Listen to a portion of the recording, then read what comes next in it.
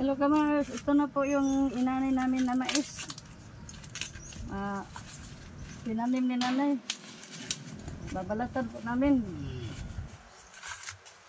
At shout out po sa inyong lahat.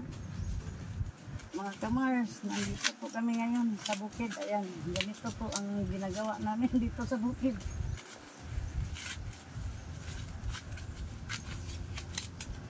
Nagbabalat po kami ng mais para ibibilad, at pag natuyo po ito, namin tatanggalin ang mga laman sa agungal at ipagaling po namin pag natuyo na.